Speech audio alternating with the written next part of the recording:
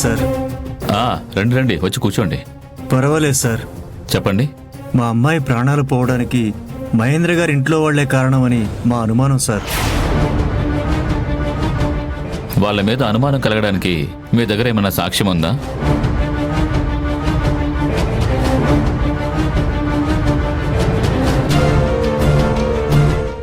మీరేం బాధపడకండి ఆంటీ. నా మూలంగా పోయిన శాంతిని తిరిగి తీసుకురాలేను, కానీ మీకు కావాల్సినంత డబ్బు ఇస్తాను. ఈ డబ్బు ఉంచండి. నా మీద ఎలాంటి కేసు లేకుండా చూడండి. ఇక శాంతిని మర్చిపోండి ప్లీజ్.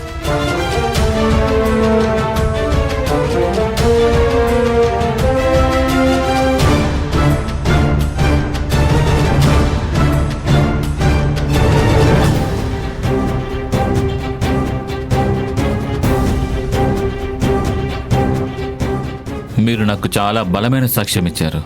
తప్పు చేసిన వాడు తప్పకుండా శిక్ష అనుభవిస్తాడు. మీ అమ్మాయికి న్యాయం జరుగుతుంది. న్యాయం జరిగేలా చేసే బాధ్యత నాది, సరేనా? ఆ వీడియో నాకు పంపించండి. పంపించాను సార్.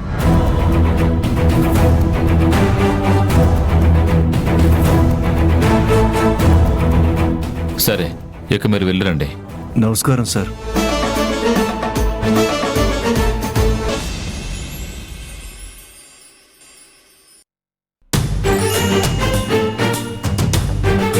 నాకు కుడికన్నా అదురుతుంది ఏంటి? అంటే ఏదన్నా జరగకూడదు జరుగుతుందా?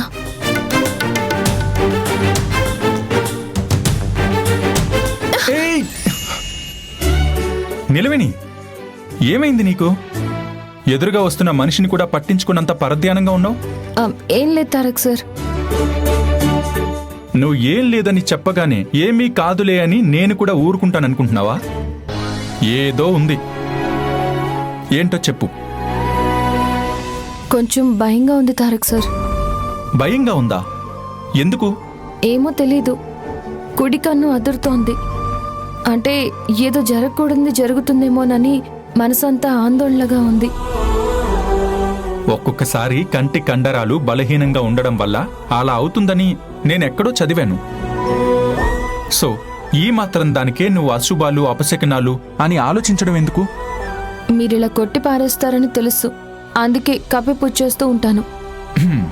నువ్వు కప్పిపుచ్చినా నీ కళ్ళల్లో నాకు తెలిసిపోతుంది. అయినా ఇప్పుడు ఏ అశుభం జరుగుతుందని భయపడుతున్నావు? ఈరోజు అందరూ మొదటి శుభలేఖని అమ్మవారికి పెట్టడానికి వెళ్తున్నాం కదా. అక్కడికి వెళ్ళాక మీరు ఏ గొడవ చేయకండి శ్రీవారు. భలే దానివే నిలవిని. గొడవలు పెట్టుకోవడమే నాకు పని అనుకుంటున్నావా? తగాదాలు పెట్టుకోకుండా నాకు తెల్లారదనుకుంటున్నావా? అలా కాదు తారక్ సార్. శుభలేఖల్లో మన పేర్లు లేవని ఆ విషయం మీద మీరు మళ్ళీ గొడవ పడితే అందరి సంతోషం సమాధైపోతుంది. నువ్వు అందరి సంతోషం గురించి ఆలోచిస్తున్నావు, కానీ నీ సంతోషం గురించి మాత్రం ఎవ్వరూ ఆలోచించరు. ఇప్పుడు నేను సంతోషంగా లేనని ఎవరన్నారు? ఎవరు ఎన్ని మాటలన్నా మీరు ప్రేమగా నీలవేణి అని పిలిస్తే చాలు, ఆ పిలుపు నా చుట్టూ పరుచుకున్న సమస్యలన్నిటినీ తుడిచేస్తుంది. నువ్విలా సర్దుకుపోతావు కాబట్టే వాళ్ళ ఆటలు అలా సాగుతున్నాయి. అవన్నీ వదిలేయండి. మీరు మాత్రం వాళ్లతో ఈ విషయంలో ఎలాంటి గొడవ పెట్టుకోకూడదు. నేనసలు ఆ గుడికే వెళ్లడం మానేస్తాను. ఇక ఏ గొడవ ఉండదు, ఏ గందరగోళం కూడా ఉండదు. అబ్బా, అలా అంటారేంటి తారక్ సార్? అసలే పెద్దయ్య గారు లేరు. నిమిషమ్మ అన్నయ్యగా ఈ పెళ్లిలో జరిగే ప్రతి శుభకార్యంలోనూ మీరు పాలు పంచుకోవాలి. నిజానికి మీ చేతుల మీదుగానే అవన్నీ జరగాలి. మీరే దగ్గరుండి ఆ పెళ్లి శుభలేఖకి పూజ చేయించాలి. మళ్ళీ ఇదొకటుందా? జీవితంలో మీ చెల్లెలు ఒకే ఒక్కసారి చేసుకునే ఒక గొప్ప శుభకార్యం. ఆ శుభకార్యంలో మీ చేతుల మీదుగా జరగాల్సినవి మీరు చేసి తీరాలి, అంతే.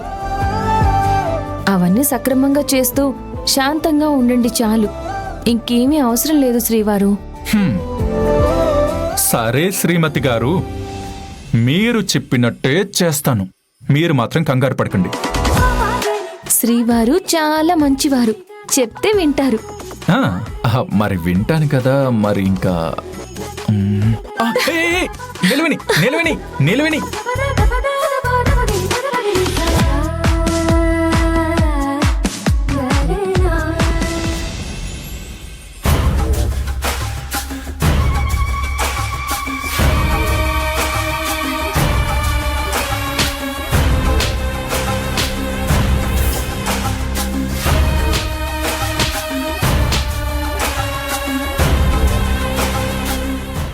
పనిదాని చెయ్యి నా చెంప మీద పడింది అని అందరికీ తెలిస్తే నా పరువు పోతుంది.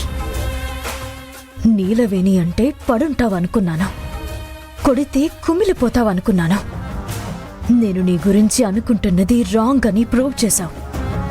అనుకోగా ఉంటున్నావులే, నిన్ను అనగదొక్కడం ఎంతసేపులే అనుకున్నాను. కానీ ఆ అనుకోవ వెనక ఆవేశం ఉందని గ్రహించలేకపోయాను.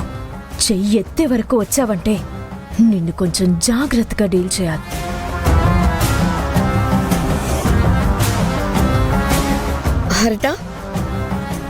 హరిత నిన్నే. ఏంటదినా? ఏమైంది? మా పిలుపులు కూడా వినిపించుకోనంత దూరంగా దీర్ఘంగా ఏం ఆలోచిస్తున్నావు? ఏం లేదులే వదినా. ఎక్స్పెక్ట్ చేయని ఎక్స్పీరియన్స్ ఏదైనా ఎదురైందేమో. హరిత ఎక్స్పెక్ట్ చేయని ఎక్స్పీరియన్స్ ఏముంటాయి బావా? ఏమో, ఎవరికి తెలుసు.